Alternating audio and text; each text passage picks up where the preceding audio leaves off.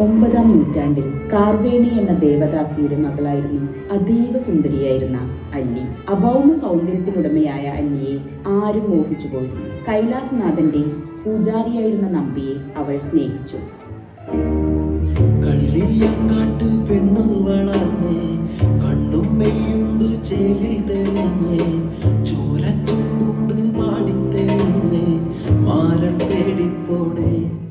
ആദ്യം എതിർത്തെങ്കിലും കാർവേണി അല്ലിയെ നമ്പിക്ക് വിവാഹം കഴിച്ചു കൊടുത്തു.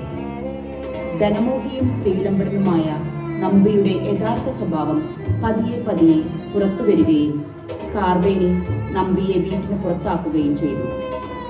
ഗർഭിണിയായിരുന്ന അല്ലി ആനന്ദത്തോടെ നമ്പിയുടെ കൂടെ പോയി. കാടും മേടും കടന്ന് ക്ഷീണിതയായ അല്ലി നമ്പിയുടെ മടിയിൽ തലവെച്ച് ഉറങ്ങിപ്പോയി. പെണ്ണ് വിളഞ്ഞ് പെണ്ണിൻ ചങ്കെല്ലാം മാരൻ വിളർന്നേ കള്ളിച്ചിടിയാകെ ചോര പാടന്നേ പെണ്ണ് മണ്ണടിഞ്ഞേ.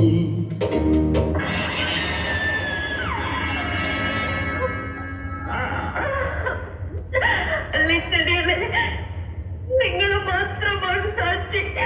കള്ളിച്ചെടി നിങ്ങൾ മാത്രമാണ് സാക്ഷി. അല്ലിയെ തിരഞ്ഞു വന്ന അവളുടെ സഹോദരൻ അമ്പി സഹോദരിയുടെ മൃതദേഹം കണ്ടപ്പോൾ പാറയിൽ തലയിടിച്ച് ആത്മഹത്യ ചെയ്തു. കാലങ്ങൾ മാറി മറിഞ്ഞു. ചോള രാജാവിന്റെ മകളായി നീലമൻ നീലിയും പുനർജനിച്ചു.